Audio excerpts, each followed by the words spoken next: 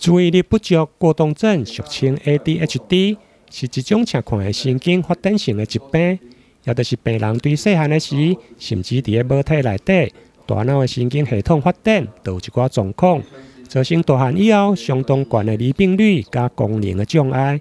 对此，基比医学中心对2012年开办成人的 ADHD 特别门诊，10年来超过2000名的个案受惠。这几年来，发现说其实，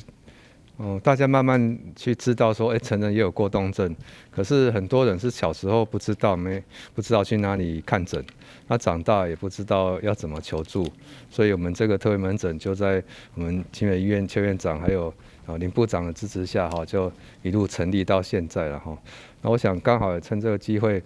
把这10年来的一些经验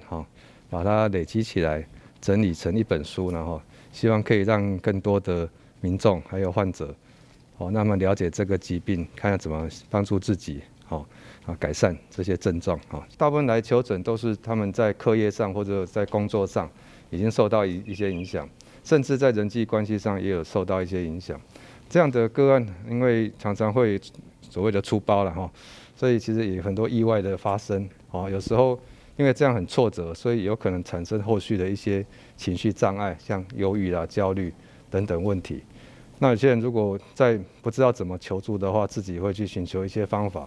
比如说用酒精或其他药物来处理，然后造成更多的问题。这本书应该是对这种注意力不足过动症的成人会有很大的帮忙。那对家属或者是朋友有一些关心这种病症的病人，应该是一本相当值得推荐的参考的书。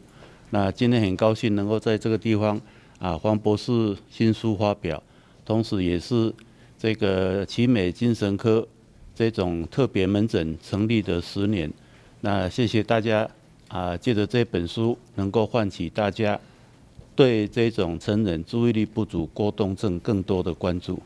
奇美医学中心的主任表示，成人注意力不足过动症大约有4到6%的人，而且大多数拢是无病史间，因此10年来累积临床研究加教学的经验，发表新册，并且伫日前举行新册发表，希望提供社会大众对成人 ADHD 的认识。台南新闻林根采访报道。